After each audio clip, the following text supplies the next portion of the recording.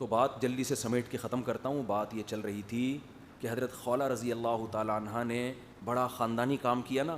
میاں بیوی چھپ کے کمپرومائز کر لیتے, نہ ان کو اللہ سے ڈرتا, حالانکہ شوہر کے ساتھ رہنا بھی چاہتی ہیں, بچے رول رہے ہیں, طلاق کے بعد بعض دفعہ بڑے حالات خراب ہوتے ہیں. نہیں بھائی, جب تک نبی سے فتویٰ نہیں ملے گا اس وقت تک شوہر کو قریب آنے نہیں دوں گی, شوہر کے ساتھ ہی رہوں گی. اور نبی سے فتویٰ نہیں مل رہا تھا تو پھر کس کی طرف دیکھ رہی تھیں؟ اللہ کی طرف, کہ اللہ جب تو کچھ حکم کو چینج کر دے. قرآن کیا آیتیں نازل ہوئی, قد سمیع اللہ, سن لی اللہ نے بات. یہ قد سمیع جو ہے نا, یہ ہے پریزنٹ پرفیکٹ ٹینس. جب ہم کہتے ہیں نا آئی ہیو ڈن, میں یہ کام کر چکا ہوں, یہ وہ ہو گیا, ٹھیک ہے نا, ایسے موقع پہ کہتے ہیں نا. اللہ فرماتے ہیں قد سمیع اللہ, اللہ نے سن لی بات. کیا مطلب؟ اب رزلٹ آ گیا ہے بس. قول التی تجادلک فی زوجہا, اس خاتون کی بات جو اے نبی آپ سے اللہ کے بارے, اپنے شوہر کے بارے میں جھگڑ رہی تھی. وتشتکی الی اللہ, اور شکایت کس سے کر رہی تھی؟ اللہ سے, کہ اللہ تو کچھ حکم تبدیل کر دے. پھر اللہ نے آیتیں نازل کیں. تو یہ اتنا بڑا مقام حضرت خولہ کو ملا. دیکھو نبی پر وہی دو طرح سے آتی تھی, قرآن والی اور ایک حدیث والی.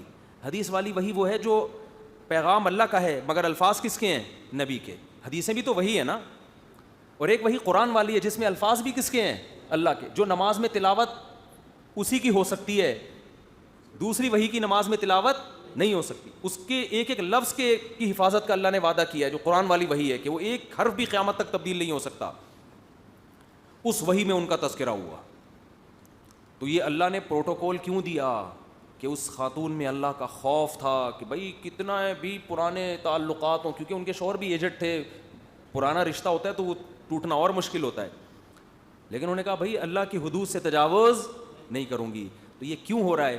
آخرت کا یقین تھا جو اصل میں سمجھانا چاہ رہا تھا. حضرت عمر ایک دفعہ گزر رہے تھے, راوی بیان کرتے ہیں اپنے دور خلافت میں. تو ایک بوڑھی خاتون, یہ خاتون بوڑھی ہو چکی تھی اس وقت حضرت عمر کے دور حکومت میں. تو انہوں نے حضرت عمر کو روکا اور ملامت شروع کر دی کہ آپ کا دور, جیسے لوگ حکمرانوں کو کہتے ہیں نا یہ ہو رہا ہے, یہ نہیں ہو رہا, یہ نہیں ہو رہا. انہوں نے حضرت عمر کو ملامت کرنا شروع کر دی. آپ امیر المومنین ہو, جیسے ہوتا ہے نا آپ کے دور میں. اب ظاہر ہے جو بادشاہ ہوتا ہے یہ تو نہیں کہ اب ہر جگہ جا کے وہ 100% تو کوئی بھی نہیں کر سکتا نا.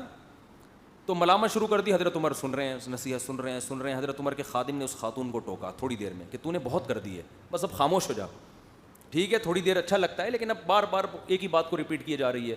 حضرت عمر نے اپنے خادم کو خاموش کرا دیا اور فرمایا کہ یہ اگر فجر عشاء کے بعد کا ٹائم تھا نا, فرمائی اگر فجر تک بھی مجھے نصیحت کرتی رہے گی عمر یہاں کھڑا رہے گا. کیوں؟ فرمائی یہ وہ عورت ہے جس کی بات اللہ نے 7ویں آسمان پہ سنی ہے اور اللہ نے آیتیں نازل کی. قد سمیع اللہ, اللہ نے سن لی ہے. یہ وہ حضرت خولہ ہیں.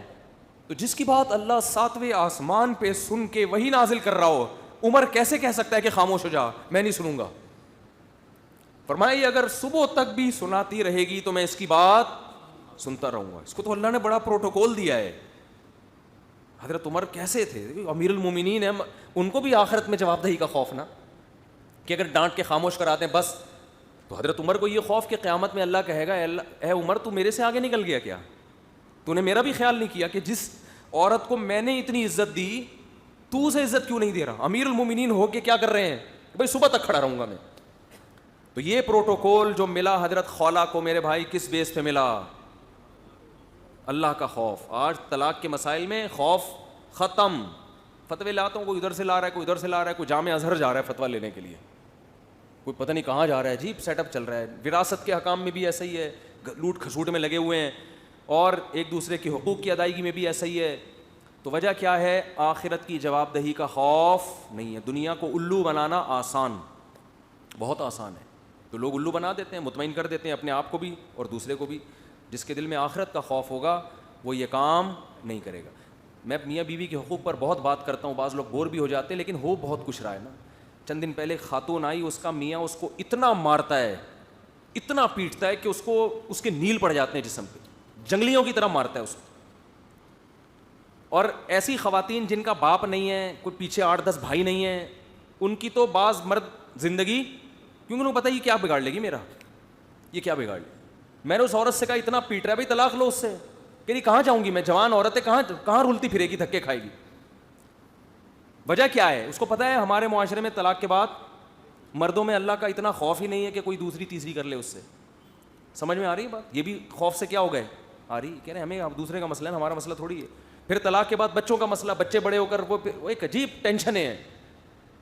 تو ان کا حل بہت سارے ہیں حل, لیکن اصل حل تو یہ ہے نا کہ شوہر ایسا نہ کرے نا. اصل تو یہ حل ہے نا, وہ تو پھر طلاق یا خلا وہ تو بات کی چیز ہے. اصل کیا ہے؟ یہ ظلم کس کی طرف سے ہو رہا ہے؟ یہ مرد کی طرف سے ہو رہا ہے. میں یک طرفہ باتیں سن کے متاثر نہیں ہوتا جلدی کسی سے. آپ نے تو خاتون کی بات سنی, میاں کی تو سنی نہیں. بھائی میاں جتنا بھی ٹھیک ہو, یہ تو نہیں ہے نا کہ جانوروں کی طرح صبح و شام کوٹتا پیٹتا رہے. اتنا تو کسی کو شریعت آگے جانے کی اجازت نہیں دیتی نا. تو وہ بیچاری اتنی گھبرا رہی تھی کہ میرے میاں کو پتہ چل گیا کہ میں آپ کے پاس آئی ہوئی ہوں, اب مجھے نہیں چھوڑے گا وہ, اب اور مارے گا مجھے, کہ کسی کے پاس جا کے اپنا دکھڑا کیوں سنایا. تو میں نے تو کہا ادھر تھانہ ہے, وہاں جا کے بندے کو بند کرا دو. اس نے کہا بند کرانے کے بعد کیا ہوگا, پورا سسرال ہے پیچھے کھڑا ہوا ہے. تو حقیقت یہ ہے کہ چاہے عورتیں بھی کر رہی ہوتی ہیں, پیٹ نہیں رہی ہوتی لیکن اور طرف سے ٹارچر کر رہی ہوتی ہیں. حقیقت یہ ہے کہ قانون کے ذریعے آپ ایک دوسرے کے حقوق ادا نہیں کروا سکتے. قانون کی پہنچ یہاں تک نہیں ہوتی, قانون کو پتہ نہیں ہوتا ہو کیا رہا ہے گھروں کے اندر. اللہ کا خوف اور آخرت کا خوف دل میں نہیں ہوگا اس وقت تک ایک دوسرے کے حقوق ادا کرنے کے لیے لوگ تیار. اب کیونکہ یتیم بچی سے شادی کر لی نا, نہ باپ ہے نہ ماں ہے, تو پتہ ہے پیچھے پوچھنے والا کوئی ہے نہیں. اس کو لا کے ایسے بے یار و مددگار گھر میں پھینک دیا جا کے, نہ تمیز سے بات کر رہے ہیں اس سے, نہ اس سے جناب کوئی حقوق ادا کر رہے ہیں. ایسے میں جب فون اٹھانا شروع کرتا ہوں تو پھر یہی کھوپڑی گھومنا شروع ہوتی ہے. پھر میں بند کر دیتا ہوں تھوڑے دنوں میں کہ بھائی ان کے مسئلے کا حل ہمارے پاس تو ہے نہیں, دماغ خراب ہونے کے علاوہ کچھ بھی حاصل نہیں ہو رہا. عورت ہے, نہ اس کا باپ ہے, نہ ماں ہے, نہ بھائی ہیں. یہ تو فیملی پلاننگ کا عذاب ہے نا. ابا اماں کو چاہیے اتنے بچے تو پیدا کرو کہ کل کسی خاندان میں ظلم ہو تو پیچھے بہن بھائی سپورٹ تو کریں اس کو. بہن بھائی ہوتے ہی نہیں ہیں, ایک آدھ ہو گیا وہ بھی بیچارہ وہ اپنے مسائل حل کرے گا, یا آپ کے ہول سیل کے حساب سے جب بہن بھائی ہوتے ہیں پھر عورت پہ ظلم کرنا آسان بولو نہیں ہوتا. پھر وہ کوٹ کے دکھائے, پیچھے 6 سالے آ جائیں گے, بولیں گے تو سالوں کے ڈر سے حقوق ادا کرے گا. وہ نہیں آ رہی میرا خیال ہے بات سمجھ.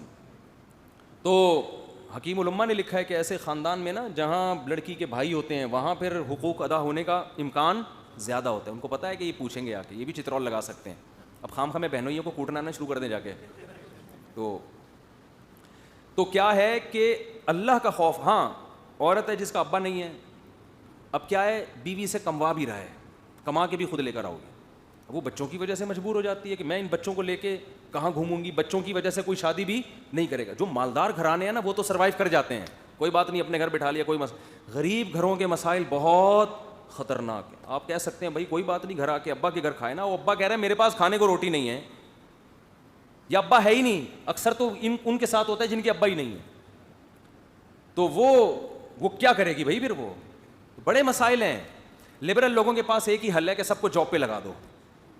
سب کو کیا کر دو, جاب پہ. جب آپ نے سب کو لگا دیا نا تو یہ خاندانی نظام تو ہو جائے گا آہستہ آہستہ تباہ. تو کھانے پینے کا تو انتظام ہو جائے گا, پھر حلال حرام کا فرق بولو ختم.